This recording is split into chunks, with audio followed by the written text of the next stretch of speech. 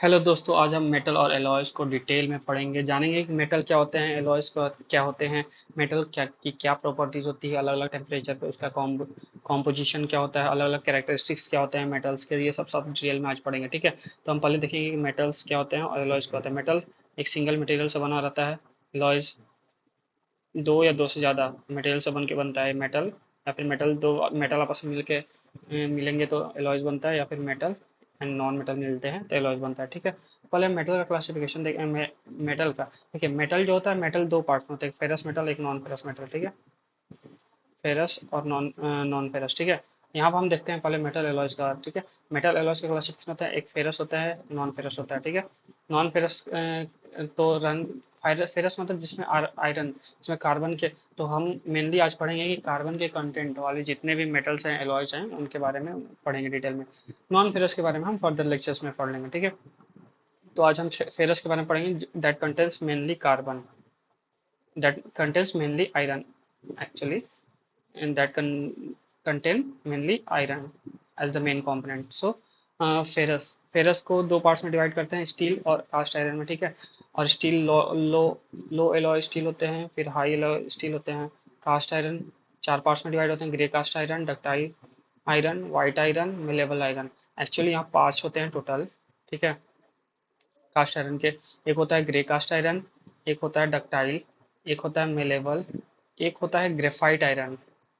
Graphite iron, ठीक है, इस पीपीटी में नहीं है। ठीक है, ग्रेफाइट आयरन। ठीक है, और एक होता है वाइट आयरन। ठीक है, तो कितने हो गए total? Graphite iron, malleable iron, white iron, grey iron को ही ग्रेफाइट आयरन भी कह सकते हैं, वाइट आयरन। ठीक है, फिर लो एलॉय स्टील, लो एलॉय जो स्टील होते हैं वो लो कार्बन स्टील होते हैं, मीडियम कार्बन स्टील होते हैं, हाई कार्बन स्टील होते हैं। ठीक, लो लो कार्बन जो स्टील होते हैं, यहाँ पर देखिए स्टील के दो पार्ट हमने डिवाइड किए थे। स्टील दो पार्ट में होते हैं, एक लो एलॉय, एक लो एलॉय और एक हाई एलॉय। हाई एलॉय में हमारा आता है स्टेनलेस स्टील आता है। ठीक है, टूल स्टील आता है, टूल स्टील जो मशीन टूल्स के टूल्स बनाने में काम आते हैं। ठीक है, हाई एलॉय स्टील्स होते हैं, जैसे हाई स्पीड स्टील्स बोलते हैं। ठीक है, लो एलॉय स्टील में low carbon steel, medium carbon steel, high carbon steel. ठीक है, अब देखिए लो कार्बन स्टील में प्लेन प्लेन स्टील आते हैं, plain high strength low alloy वाले steels, plain medium carbon steel, high treatable high treatable steels. ठीक है, लॉयल स्टील। और यहाँ पर हाई कार्बन में आते हैं हाई प्लेन हाई कार्बन लो एलॉय स्टील। ठीक है, अब जानेंगे फेरस मेटल्स क्या होता है। Ferrous metal that contains actually that contains iron as the main component. ठीक है, there are many different categories into which metals can be placed. सब मेटल्स कैन भी, कुछ मेटल्स डक्टाइल हो सकते हैं, कुछ मेटल्स ब्रिटल होते हैं। ठीक है, कुछ डक्टाइल होंगे, कुछ ब्रिटल होंगे। डक्टाइल मतलब that can be easily converted into a thin thin wire. ठीक है, और ब्रिटल मतलब इलास्टिक लिमिट के बाद प्रोपोर्शनल लिमिट के बाद इलास्टिक लिमिट, अपर लिमिट, फिर उसके बाद ये मटेरियल फ्रैक्चर हो जाएगा एक पॉइंट पे। ठीक है, तो यहाँ पर ये हमारा strain strain stress strain curve होता है। ठीक है, होता है। ठीक है, other material can be magnetic and some can be non magnetic. ठीक है, तो हमारा जो फेरस मटेरियल होता है, फेरस मेटल, इसमें देखिए जो मैग्नेट होता है, मैग्नेट में क्या iron as a main component होता है। ठीक है, मैग्नेट में तभी तो वो अट्रैक्ट करने की प्रॉपर्टीज होती है। ठीक है, तो मैग्नेटिक, तो फेरस मेटल जो होता है वो मैग्नेटिक भी हो सकता है, नॉन मैग्नेटिक भी हो सकता है। ठीक है, some types of alloy can precipitate करके उन्हें, जैसे कोई एलॉय है। ठीक है, कोई भी एलॉय है, मान लीजिए हमने दो एलॉय बनाया, एक आयरन ले लिया और एक कॉपर ले लिया। ठीक है, इनका मिक्सचर करके हमने एक एलॉय बनाया। ठीक है, एलॉय बनाया। अब इस एलॉय में ऐसी प्रॉपर्टी से इसका जो प्रिसिपिटेट करेंगे तो इसका हार्डनेस इंक्रीज कर जाएगा। ठीक है, तो उसी को बोलते हैं प्रिसिपिटेशन हार्डन एंड अदर। तो कुछ होते हैं कि प्रिसिपिटेट करने पर हार्ड हो जाते हैं, मतलब जब ये सॉलिड फॉर्म में आएंगे, प्रिसिपिटेट के फॉर्म में आएंगे तो ये हार्ड हो जाएंगे, लेकिन कुछ होते हैं कि हार्ड नहीं होते हैं। ठीक है, तो ये कहा जा रहा है इसमें। ठीक है, when categorizing metals one of the most important difference worth nothing is where the metal is in question of ferrous metal. ठीक है, फेरस मेटल्स क्या होते हैं? Ferrous metal, a metal with the description ferrous means that it has iron in its composition, जिसमें iron का iron as a main component होता है, तो हमारा फेरस मेटल होता है। ठीक है, when the terms ferrous metal is used, जब फेरस मेटल टर्म यूज किया जाता है, it always implies that implies that the iron is a large percentage of the elemental composition. तो देखिए, जब भी फेरस मेटल की बात की जाए, तो वहाँ हमेशा बोला जाएगा कि आयरन जो होगा, आयरन मोर कॉम्पोजिशन में होगा, मोर परसेंटेज ऑफ कॉम्पोजिशन में हमारा, आयरन ही होगा। तो फेरस मेटल में ऐसा होता है, ठीक है। If it is not the most abundant element, it would probably be the second और थर्ड मोस्ट प्रोबेबिलिटी, ठीक है। ये है हमारा आयरन कार्बन डायग्राम, इसको हम देखते हैं, ठीक है। तो हमारे आयरन कार्बन डायग्राम में देखिए, कार्बन कॉम्पोजिशन इधर देते हैं, परसेंटेज कार्बन कॉम्पोजिशन, और इधर देते हैं टेम्परेचर, ठीक है। इधर देते हैं टेम्परेचर, ठीक है। तो अलग अलग टेम्परेचर पर दिया हुआ है। तो यहाँ देखिए, पहले कार्बन का कॉम्पोजिशन 0% परसेंट, एक्चुअली ये परसेंट बाई वेट है, ठीक है। Percentage, percent carbon by wait, ठीक है।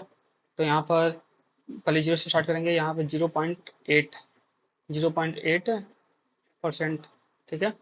यहाँ पर 2.0% में डिवाइड किए हैं, फिर 4.3% में डिवाइड किए हैं, फिर 6.67% में डिवाइड किए हैं, ठीक है। यहाँ से आयरन कार्बन, एक लाइन यहाँ से है 723 डिग्री सेल्सियस की, और एक लाइन है यहाँ से 1130 डिग्री सेल्सियस की, ठीक है, ठीक है। यहाँ और यहाँ पर जहाँ कार्बन कम्प्लीटली मेल्ट हो जाता है, वो है हमारा 1538 डिग्री सेल्सियस, 1538 डिग्री सेल्सियस, ठीक है, 1538 डिग्री सेल्सियस,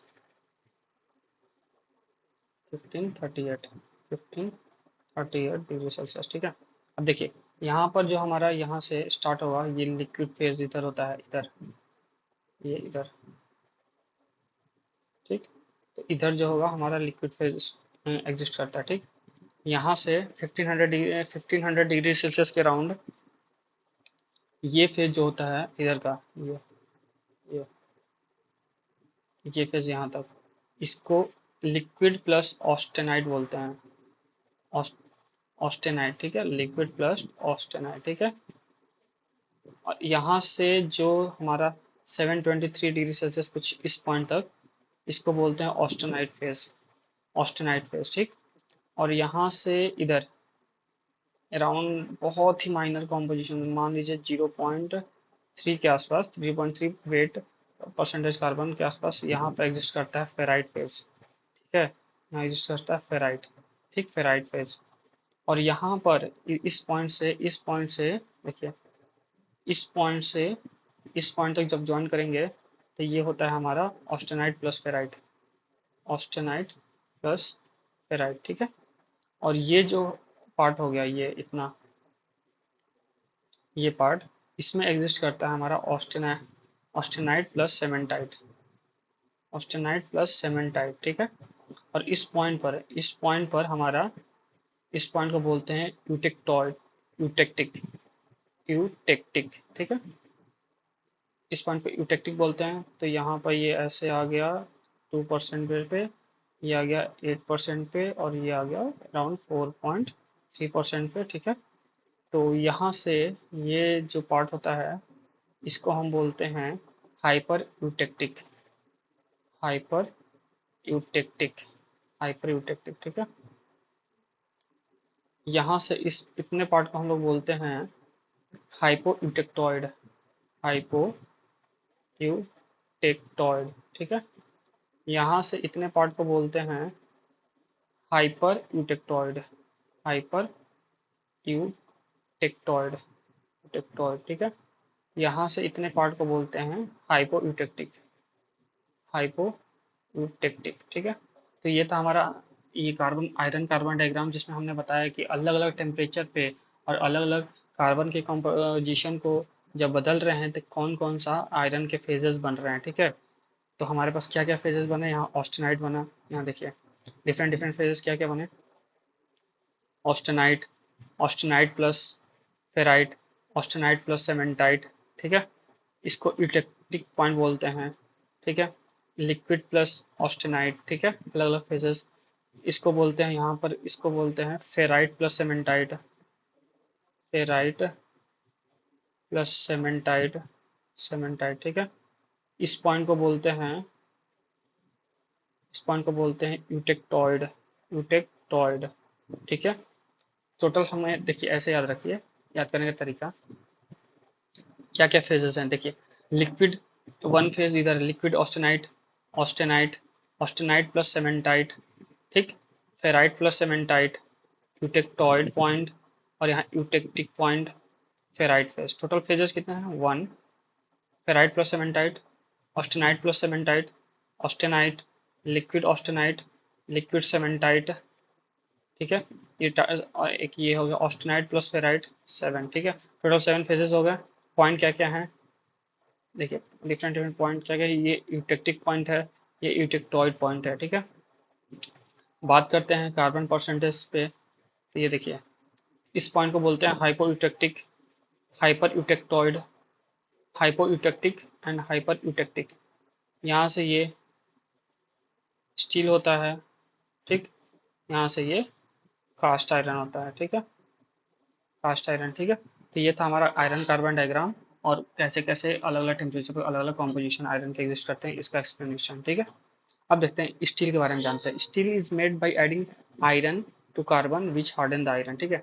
जो आयरन की हार्डनेस होती है वो थोड़ी कम होती है, ठीक है। तो उसमें जब आयरन कार्बन डाल देते हैं, आयरन की हार्डनेस थोड़ी कम होती है, लेकिन जब उसमें कार्बन डाई डाल देते हैं तो जो स्टील बनता है इसकी हार्डनेस अच्छी खासी हो जाती है, इसकी हार्डनेस इम्प्रूव हो जाती है, इंक्रीज कर जाती है, ठीक है, इंक्रीज कर जाती है, इम्प्रूव हो जाती है, ठीक है। Alloy steel becomes even tougher as other element like chromium and nickel are introduce. जो एलॉय स्टील्स हैं और टफर बन जाते हैं वेन जब क्रोमियम, देखिए क्रोमियम हमेशा डाला जाता है ये हमारा कोरोजन रेजिस्टेंस के लिए, मेनली कोरोजन रेजिस्टेंस जब बचाना रहता है तो हम क्रोमियम डालते हैं, ठीक है। एक मेन रोल प्ले करता है कोरोजन रेजिस्टेंस के लिए हमारा क्रोमियम, ठीक है। तो alloy steel become even tougher, और एलॉय स्टील को और टफर बनाना है, एलॉय स्टील का टफनेस टफनेस इंक्रीज करना है as other element like chromium nickel, ठीक है। टफनेस को इंक्रीज करना है, तो एलॉय स्टील को टफनेस इंक्रीज करना है तो क्या क्या ऐड कर देंगे उसमें? क्रोमियम एंड निकल, ये ऐड कर देंगे तो टफनेस इंक्रीज हो जाएगा, ठीक है। और हमारा हार्डनेस इंक्रीज करना है तो क्या कर देंगे? स्टील, कार्बन में आयरन में जब कार्बन डाल देंगे, ठीक है, तो ये स्टील बनता है, ठीक है।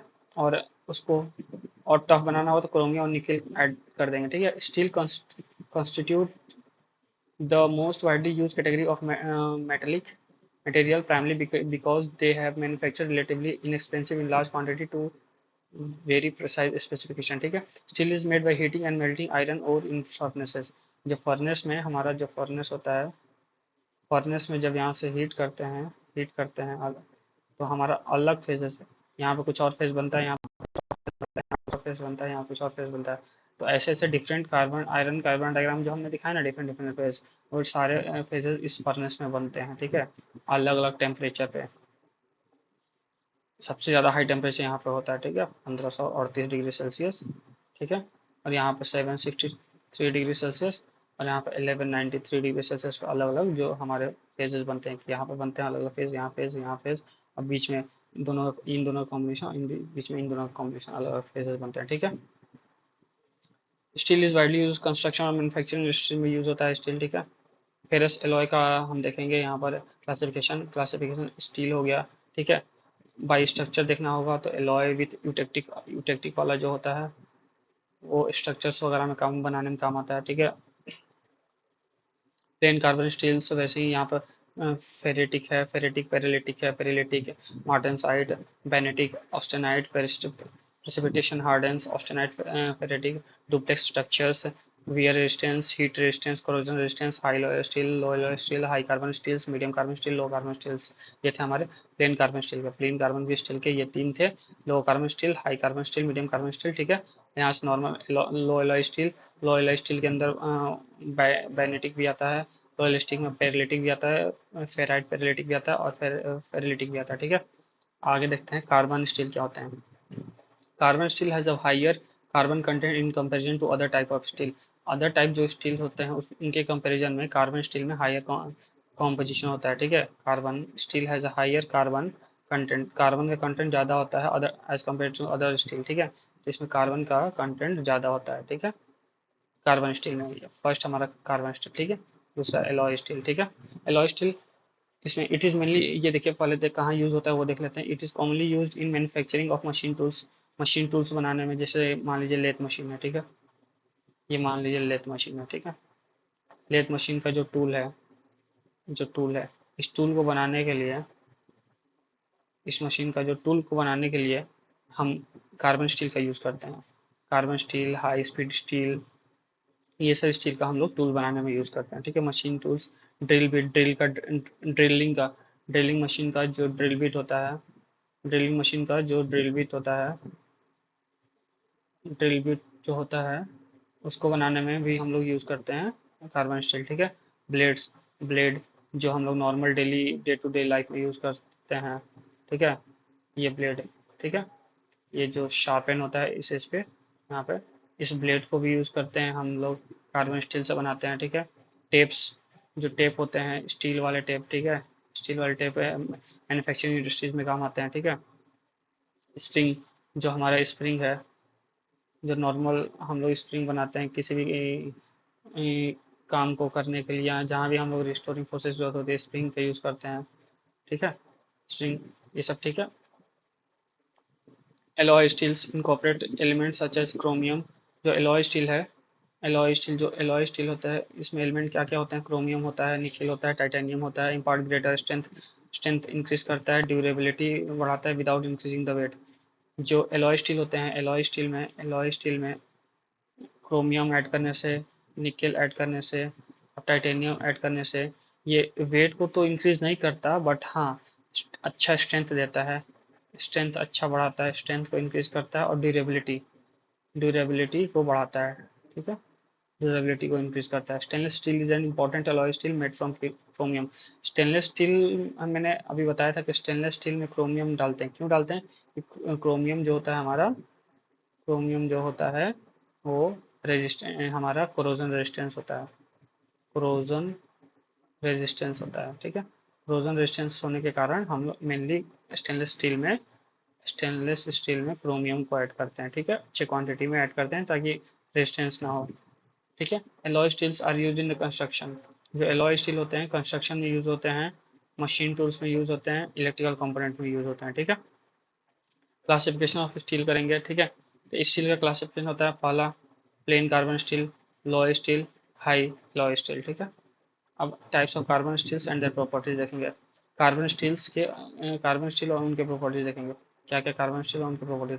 Carbon steels can be classified into three categories according to is carbon content. एक होता है low carbon steel, medium carbon steel, और एक हाई कार्बन स्टील, ठीक है, ये तीन कैटेगरीज होते हैं, ठीक है, हाँ कार्बन स्टील के, ठीक है। अब देखिए कार्बन स्टील में जो तीन कंपोनेंट हैं, तीन जो कैटेगरीज हमने बनाया है, लो कार्बन स्टील का, मीडियम कार्बन स्टील का और हाई कार्बन स्टील का, इसमें हमारे कार्बन के परसेंटेज कितने कितने होते हैं।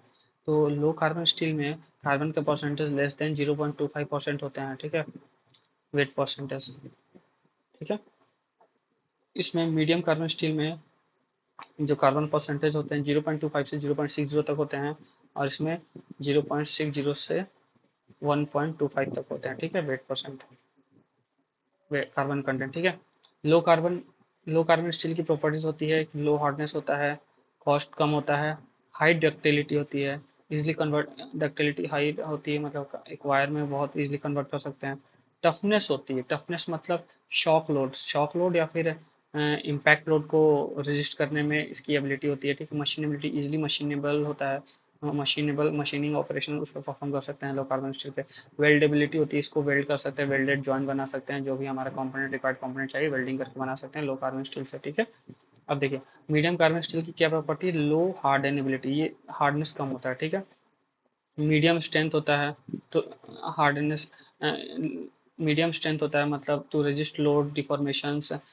स्ट्रेंथ मतलब क्या, ability of the material to resist compression load, compression load, expansion load, या फिर शेयर लोड, इन तीनों लोड को रेजिस्ट करने की जो प्रॉपर्टीज होती हैं वो स्ट्रेंथ किसी भी मटेरियल की प्रॉपर स्ट्रेंथ अच्छा है, इसका मतलब उसकी एबिलिटी अच्छी है टू रेजिस्ट, या ability to resist compression, expansion और शेयर लोड, या फिर रेजिस्ट करना, ठीक है। डक्टिलिटी एंड टफनेस, टफनेस मतलब शॉक लोड या इम्पैक्ट लोड को रेजिस्ट करना, या फिर एबिलिटी टू कंट्रोल, अपने अंदर शॉक को एब्जॉर्ब करना, ठीक है। हाई कार्बन स्टील में कार्बन का कंटेंट होता है 0.60 से 1.25%, ठीक है।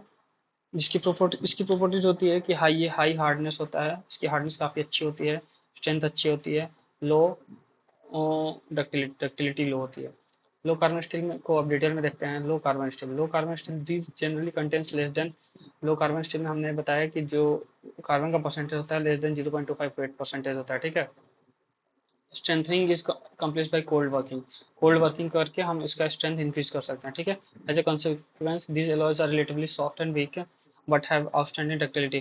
देखिए, ये लो कार्बन स्टील में हमने बताया था कार्बन कंटेंट कम होता है, ठीक है। तो हाँ, इसका स्ट्रेंथ सॉफ्ट होता है, ठीक है। ये सॉफ्ट होता है और थोड़ा वीक तो होता है, बट सॉफ्ट और वीक होता है, बट इसकी डक्टिलिटी और टफनेस अच्छी होती है। डक्टिलिटी अच्छी होती है और टफनेस भी अच्छी होती है, ठीक है। इन एडिशन दे आर मशीनेबल होता है, ठीक है। वेल्डेबल होता है, वेल्डिंग कर सकते हैं, मशीनिंग ऑपरेशन कर सकते हैं, वेल्डिंग ऑपरेशन कर सकते हैं। Of all steels are the least expensive to produce, और ये लीस्ट एक्सपेंसिव होता है, मतलब कॉस्ट उसका कम होता है। देखिए, लो कॉस्ट पे अच्छी डक्टिलिटी मिल रही है, अच्छी टफनेस मिल रही है, मशीनेबिलिटी है, वेल्डेबिलिटी है, और सॉफ्ट होता है, वीक होता है और लाइट वेट भी होता है, ठीक है। तो काफ़ी अच्छा है नॉर्मल यूज़ के लिए, ठीक है। इंडस्ट्रियल एप्लीकेशन में यूज़ होता है। Typically applications include automobile body component, जो ऑटोमोबाइल जो है भी हमारे कार की बॉडी होती है, बाइक की बॉडी होती है, जो भी ट्रक्स के बॉडीज होते हैं, जीप वगैरह के सारे स्ट्रक्चरल शेप्स वगैरह हो गया, आई बीम जो ट्रसेस वगैरह में बना यूज़ होते हैं, उसमें हम लोग लो कार्बन स्टील का यूज़ करते हैं, क्योंकि अच्छी प्रॉपर्टी होती है, मशीन वेल्डिंग वगैरह अच्छे से कर सकते हैं इस पर, ठीक है। And sheet that are use in the pipeline, जो पाइपलाइन बिछाते हैं, लंबे लंबे पाइपलाइन बिछते हैं जो रोड के, जब कंस्ट्रक्शन वर्क चलता है तो उस समय हम लोग लो कार्बन स्टील का यूज़ करते हैं, ठीक है। बिल्डिंग्स में यूज़ होता है, ब्रिजेस में होता है, एंड टीन रन में होता है, ठीक है। ठीक है। और देखिए, टाइपली दे हैव यील्ड स्ट्रेंथ का टाइपली जो यील्ड स्ट्रेंथ होता है ये लो कार्बन स्टील का जो यील्ड स्ट्रेंथ होता है 275 मेगा पास्कल होता है, ठीक है। यील्ड स्ट्रेंथ क्या होता है वो हम आगे के लेक्चर में बताएंगे। हमारा एक रिलेशन होता है stress is equal to yield strength into strain, ठीक है। तो ये हमारा यील्ड स्ट्रेंथ की वैल्यू है, ठीक है। स्ट्रेस होता है, stress is directly proportional to strain होता है, ठीक है। जितना स्ट्रेस बढ़ाओगे उतना स्ट्रेन होगा, ठीक है। मतलब स्ट्रेन मतलब change in length upon original length, मतलब जितना स्ट्रेस बढ़ाएंगे उतना लेंथ में चेंजेस होंगे, और जितने लेंथ में चेंजेस होंगे उतना ही ज़्यादा बॉडी डिफॉर्म होगा, ठीक है। तो टाइप के लिए टेंसाइल स्ट्रेंथ इतना होता है, बिटवीन इतना, एंड डक्टिलिटी इतना, ठीक है।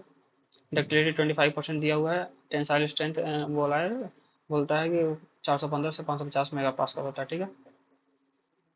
मीडियम कार्बन स्टील का प्रॉपर्टीज देखेंगे। Medium carbon steel size carbon content of 0.25 से 0.60 वेट परसेंटेज होता है, एंड मैंगनीज कंटेंट होता है 0.60 से 1.65% होता है, ठीक है। मीडियम कार्बन स्टील में हमेशा मैंने बताया कि 0.625 से 0.60 वेट परसेंटेज हमारा होते हैं कार्बन कंटेंट, ठीक है, मीडियम कार्बन स्टील में।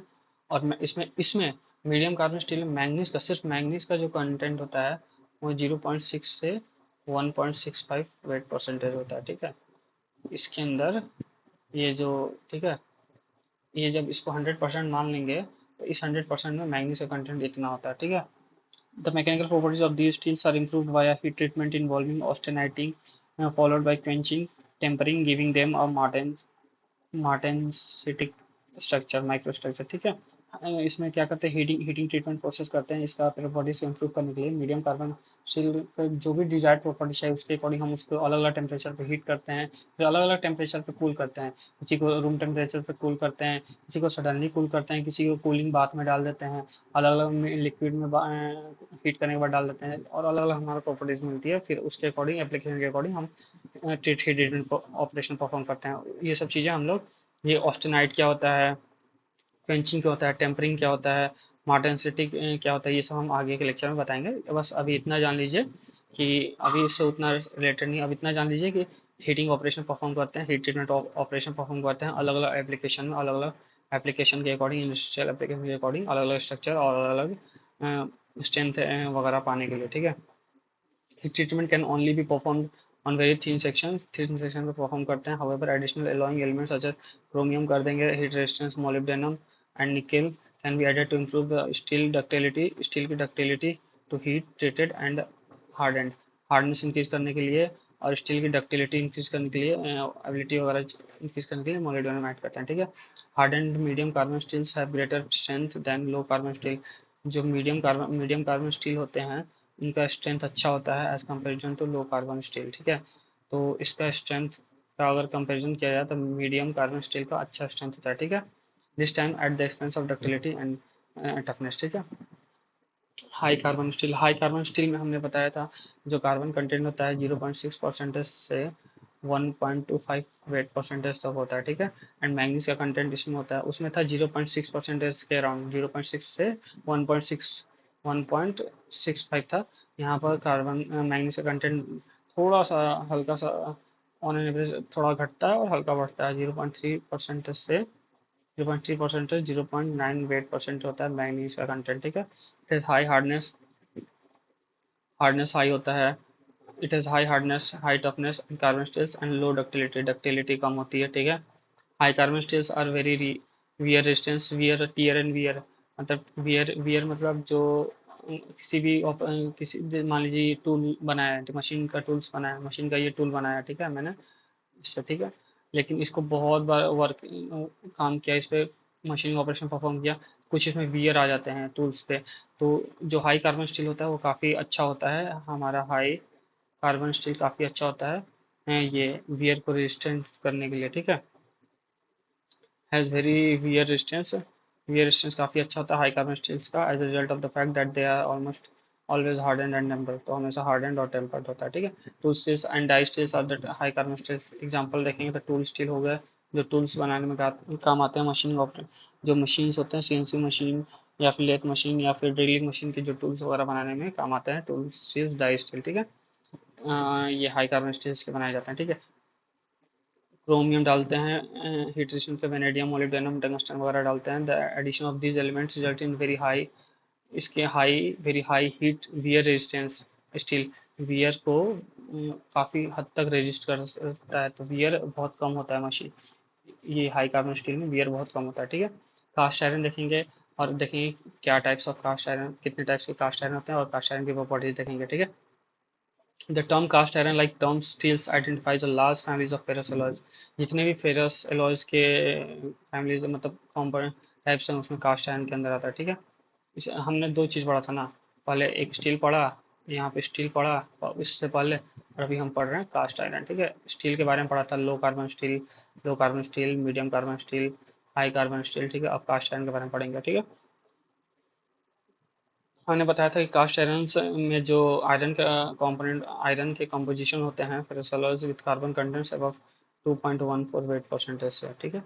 यहाँ पर हमने बताया था, यहाँ पर देखिए 2.14 परसेंटेज से ज़्यादा होता है तब, यहाँ पर देखिए 2 पॉइंट, ये यहाँ तक स्टील था, यहाँ से कास्ट आयरन था, तो 0 से 2.1 तक स्टील होता है और 2.1 से 6.67 तक वेट परसेंटेज तक हमारा कास्ट आयरन होता है, ठीक है। अब कास्ट आयरन का डिटेल में देखते हैं। Generally cast iron have a class of ferrous alloys with carbon content 2.14%, ठीक है।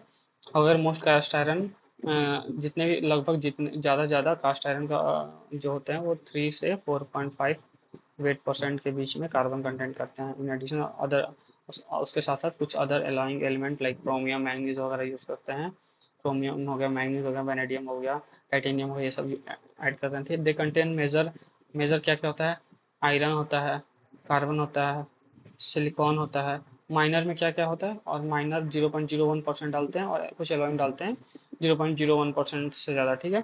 Cast iron are multi component ferrous alloys, multi component cast iron जो होता है उसमें बहुत सारे कंपोनेंट होते हैं फेरस के, ठीक है। फेरस एलॉयज के जैसे हो गया, अभी हमने बताया ना, यहाँ पे आयरन डालते हैं, कार्बन डालते हैं, सिलिकॉन डालते हैं, फिर अलग अलग क्रोमियम डालते हैं, मैंगनीज डालते हैं, वेनेडियम डालते हैं, अलग अलग कंपोनेंट अलग अलग प्रॉपर्टीज के लिए अलग अलग मटेरियल्स को डालते हैं, ठीक है। Because of the higher carbon content the structure of the cast iron as oppose to that of steels exhibits a rich carbon phase, तो इसमें कार्बन कंटेंट ज़्यादा होता है, ठीक है। कार्बन कंटेंट स्टील का कम होता है और कार्बन कंटेंट जो होता है कास्ट आयरन में, ठीक है। कास्ट कास्ट आयरन में कार्बन का कंटेंट ज़्यादा होता है। कास्ट आयरन का मेनली यूज़ करते हैं लेथ मशीन का बेड बनाने के लिए, ठीक है। जो बेड होता है लेथ मशीन का बेड, लेथ मशीन का जो बेड होता है, बेड मतलब जो बेस, बेस के ऊपर जिस पे सारी चीज़ें अटैच रहती हैं लेथ मशीन के, हेड स्टॉक हो गया, हेड स्टॉक हो गया, टेल स्टॉक हो गया, स्पिंडल अटैच है, सब कुछ मोटर सब सारी चीज़ें अटैच रहती है जिस बेड पर यहाँ लीड स्क्रू रहता है, ठीक है। जितनी चीज़ें हैं सारी चीज़ें जिस चीज़ पे बेस पे अटैच होती हैं उसको हम लेथ बेड बोलते हैं। लेथ बेड हमारा कास्ट आयरन का ही बनाते हैं, कास्ट आयरन का बनाते हैं, ठीक है, कास्ट आयरन का बनाते हैं। अब देखिए हमारे पास मैंने बताया था कास्ट आयरन के टाइप्स कितने होते हैं, यहाँ पर बताया था हमने। अब कास्ट आयरन के बारे में जान लिया कि कास्ट आयरन में जो कार्बन का परसेंटेज होता है 2.1% से 6.67% होता है। अब कास्ट आयरन के टाइप्स देखेंगे, कास्ट आयरन के टाइप्स, ठीक है, अलग अलग कितने टाइप्स होते हैं वो सब देखेंगे, ठीक है। पहला आता है grey cast iron, white cast iron, फिर malleable cast iron, malleable cast iron, ductile cast iron, ठीक है। अब ये सारे कास्ट आयरन को देखेंगे, उनकी प्रॉपर्टीज देखेंगे, मलेबल कास्ट आयरन की क्या प्रॉपर्टी है, डक्टाइल कास्ट आयरन की क्या प्रॉपर्टी है, और ग्रे कास्ट आयरन की क्या प्रॉपर्टी है, ठीक है। अब ग्रे कास्ट आयरन के बारे में जानते हैं। Carbon percentage in grey cast iron is 2.5% से 4%। 2.5% से 4% तक जितने भी हैं वो ग्रे कास्ट आयरन में आते हैं, ग्रे कास्ट आयरन में आते हैं, ठीक है, ग्रे कास्ट आयरन में, ठीक है। The most common type grey cast iron features a graphite microstructure. Graphite microstructures consist of all many small fractures. देखिए जो ग्रेफाइट का स्ट्रक्चर होता है, देखिए जो पेंसिल पेंसिल बैटरी देखा हो उसमें ग्रेफाइट रहता है, ठीक है। तो देखिए छोटे छोटे छोटे छोटे छोटे छोटे छोटे होल्स होते हैं, तो स्मॉल स्मॉल फ्रैक्चर्स कंटेन करते हैं, मतलब small small holes, small small vents रहते हैं उसके अंदर ग्रेफाइट माइक्रोस्ट्रक्चर। इसमें कार्बन का कंटेंट 0.25 से 4% के बीच में होता है, ठीक है। ये ग्रे कास्ट आयरन होता है, इसको ग्रेफाइट कास्ट आयरन भी बोलते हैं, ठीक है। It is called grey cast iron बोला जाता है because of the presence of this small fractures create the appearance of grey colour. इस स्ट्रक्चर्स के कारण इस छोटे छोटे होल्स होते हैं उसके जो व्हाइट लाइट जब उस पर पड़ती है तो कुछ लाइट्स को एब्जॉर्ब करता है, कुछ लाइट को रिफ्लेक्ट करते हैं, कुछ लाइट को एब्जॉर्ब करते हैं, ठीक है। तो उसके कारण इसका अपीयरेंस जो है, अपीयरेंस ग्रे इन कलर होता है, ठीक है। इस होल्स के कारण जो लाइट रिफ्लेक्ट होती है, जो लाइट आती है, कारण इसका अपीयरेंस ग्रे कलर का दिखता है। When grey cast iron is produce the fractures open up to reveal the grey colour graphite underneath the surface. तो ग्रे जब इस फ्रैक्चर्स होते हैं इंट्रोड्यूस करते हैं तो ग्रे कलर का अंदर की तरफ उसका लेयर दिखता है, ठीक है। Grey cast iron runs in strong strong as steels to absorb the same shock as steel, ठीक है। शॉक एब्जॉर्बर होता है, अच्छे से स्टील की तरह शॉक एब्जॉर्ब करता है, मतलब इम्पैक्ट लोडिंग वगैरह का शॉक एब्जॉर्ब करता है, ठीक है। With that said grey cast iron offers a similar compressive strength as steel. Compressive strength, compressive compressive strength जो स्टील का अराउंड सिंगलर होता है कंप्रेसिव स्ट्रेंथ ऑफ ये हमारा grey cast iron, grey cast iron, ठीक है, अराउंड बराबर होता है, ठीक है। As a result it becomes popular choice of metal for application involving compressive strength. जहाँ भी कोई भी इंडस्ट्रियल एप्लीकेशन या फिर कोई अभी ऐसा मैन्युफैक्चरिंग इंडस्ट्रीज में कोई ऐसा एप्लीकेशन जहाँ पर कंप्रेसिव स्ट्रेंथ अच्छा चाहिए, कंप्रेसिव स्ट्रेंथ अच्छा चाहिए, तो वहाँ पर हम स्टील की जगह पर ग्रे कास्ट आयरन यूज़ कर सकते हैं, ग्रे कास्ट आयरन यूज़ कर सकते हैं, ठीक है। कार्बन, अब हम नेक्स्ट देखते हैं टाइप्स है। पहले हमने पढ़ा ग्रे कास्ट आयरन, ये फर्स्ट था हमारा ग्रे कास्ट आयरन, फर्स्ट था ग्रे कास्ट आयरन। दूसरा था वाइट कास्ट आयरन, इसको हम पढ़ेंगे, ठीक है। वाइट कास्ट आयरन में देखेंगे carbon percentage in white cast iron is 1.8 से 3.6% के बीच में होगा। जब कार्बन परसेंटेज 1.8 से 3.6 के परसेंटेज के बीच में होगा कंपोजिशन कार्बन का, तो ये वाइट कास्ट आयरन में बोलते हैं इसे। इट रिसीव्स इट्स नेम से from its of white colour, ये वाइट कलर का होता है इसलिए इसे वाइट कास्ट आयरन बोला जाता है, which is result of iron compound known as cementite, which is result of iron compound. Cementite जो होता है, मैंने आयरन कार्बन डायग्राम में बताया था, जो सेमेंटाइट होता है, सेमेंटाइट उसकी वजह से उसी को हम लोग वाइट कास्ट आयरन बोलते हैं। Like grey cast iron, white cast iron features many small fractures, ठीक है। जैसे ग्रे कास्ट आयरन में बहुत सारे फ्रैक्चर होते हैं, वैसे ही इसमें वाइट कास्ट आयरन में छोटे छोटे छोटे छोटे फ्रैक्चर्स होते हैं जो लाइट को एब्जॉर्ब करते हैं और जिनकी वजह से इनका अपीयरेंस वाइट कलर में दिखता है, ठीक है। The difference is that white cast iron features cementite below its surface, whereas grey cast iron features graphite below its surface, ठीक है। The difference is that white cast iron features cementite. Cementite features a blue surface, whereas gray cast iron features graphite blue surface. ठीक है, ये यहाँ पे actually above the surface होगा, ये above होगा। मतलब जो व्हाइट कास्ट आयरन का अपीयरेंस होता है ऊपर की तरफ व्हाइट होता है, ठीक है। हाँ, और लेकिन जो ग्रे कास्ट आयरन तो अंदर की तरफ देखेंगे तो हल्का सा ऊपर से ब्लैकिश होता है, लेकिन अंदर की तरफ ग्रे होता है, ठीक है। The graphite creates the appearance of, graphite की वजह से ग्रे कास्ट आयरन का अपीयरेंस ग्रे कलर होता है, वाइल द सीमेंटाइट, जो सीमेंटाइट होते हैं ऊपर लेयर में, क्रिएट द अपीयरेंस ऑफ, जिसकी वजह से इसका अपीयरेंस वाइट कलर में होता है, ठीक है। White cast iron is hard and offer excellent resistance against abrasion. Abrasion resistance to abrasion के लिए व्हाइट कास्ट आयरन काफ़ी अच्छा होता है, क्योंकि इसमें सेमेंटाइट होता है, ठीक है। अब थर्ड टाइप देखेंगे, डक्टाइल कास्ट आयरन क्या होता है। डक्टाइल कास्ट आयरन क्या होता है, जिसमें कार्बन के percentage in ductile cast iron 3 से 4% होता है, 3 to 4% होता है, ठीक है। पहले हमने क्या देखा था, कार्बन परसेंटेज कितना था, 0.2.5 से 4% था ग्रे कास्ट आयरन में। व्हाइट कास्ट आयरन में 1.8 से 3.6% था। डक्टाइल में 3 से 4% हुआ, ठीक है। डक्टाइल कास्ट आयरन को भी वो नोडुलर कास्ट आयरन भी बोलते हैं, ये इंपॉर्टेंट है, ठीक है। नोडुलर कास्ट आयरन भी बोला जाता है, ठीक है। Ductile cast iron is a type of soft ductile iron alloy with high carbon content. इसमें कार्बन कंटेंट ज़्यादा है, देखिए आप देखो 3 से 4% काफ़ी हाई कार्बन कंटेंट है, ये काफ़ी हाई कार्बन कंटेंट है। इसको नोडुलर कास्ट आयरन भी बोलते हैं, ठीक है। इस type of soft ductile iron होता है, ठीक है। इसमें सॉफ्ट होता है, डक्टाइल होता है, बट कार्बन कंटेंट्स में ज़्यादा होता है, ठीक है। It is typically made with trace amount of other compound including magnesium and cerium. Magnesium और सेरियम इसमें डालते हैं टाइपिकली, ठीक है। When added, these trace compounds inhibit the speed at which the graphite grows there by keeping the metal soft and ductile, ठीक है। with the exhibit speed at which the graphite grow, ठीक है। they're keeping the metal soft and जो high speed steel application के लिए, high speed के application के लिए काफ़ी अच्छा साबित होता है, ठीक है। ये काफ़ी, ठीक है, बहुत काफ़ी अच्छे स्ट्रेंथ प्रोवाइड करता है। Ductile cast iron invented, ductile cast iron invent हुआ था मिड 1940 में, ठीक है। हमारा ये थर्ड था। फोर्थ देखते हैं मिलेबल कास्ट आयरन, ठीक है। फोर्थ है हमारा, फोर्थ एंड लास्ट है मिलेबल कास्ट आयरन। क्या होता है मिलेबल कास्ट आयरन में, कार्बन की परसेंटेज जो होती है 2 to 2.9% होती है, 2 to 2.9% होती है। ये हमारे डक्टाइल कास्ट आयरन से, इसमें कार्बन परसेंटेज कम होती है, इसमें था 3 to 4%, और मिलेबल में होता है 2 to 2.9, ठीक है। malleable cast iron that easily workable, जो easily workable, malleable मतलब क्या है, that can be, वो metal that can be easily converted into thin sheet में जिसको कन्वर्ट किया जा सके, वो malleable होता है, ठीक है। टाइपिकल एग्जांपल दे सकते हैं, कास्ट आयरन तो नहीं, बट हाँ, अगर मेटल का एग्जांपल ले कि कौन सा मेटल है जो थिन शीट में यूज, एल्यूमिनियम थिन फॉइल होता है ना, थिन फॉइल, तो वैसे ही जो हमारा मेलेबल कास्ट आयरन है थिन फॉइल में कन्वर्ट हो जाता है, ठीक है। तो मेलेबल कास्ट आयरन भी थिन शीट में उसको कन्वर्ट कर सकते हैं, ठीक है। It's actually created using heat treatment process on, जब व्हाइट कास्ट आयरन पे हीट ट्रीटमेंट प्रोसेस करते हैं तो हमारा मेलेबल कास्ट आयरन मिलता है, मेलेबल कास्ट आयरन मिलता है, ठीक है। मेलेबल कास्ट आयरन मिलता है, ठीक है। White cast iron is heated for 2 days, और अप टू 2 दिन तक अगर हम यहाँ पर व्हाइट कास्ट आयरन को 2 दिन तक हीट कर दें तो हमारा मेलेबल कास्ट आयरन मिलता है, ठीक है। After which it is cooled, उसके बाद उसको कूल करें, उसको हीट कर दें, हीट सप्लाई कर दें, हीट कर दें, क्यू क्यू हीट सप्लाई करें 2 days के लिए, और फिर बाद में इसको कूल करें हमारा, तो यहाँ से वाइट कास्ट आयरन हीटेड, तो हमारा ये वाइट कास्ट आयरन था। वाइट कास्ट आयरन को जब हीट करेंगे तो यहाँ पर मिलेबल कास्ट आयरन मिलेगा, ठीक है। एफ मतलब यहाँ आयरन, एफ ही होता है ना मोलिकुलर, इसका फॉर्मूला आयरन का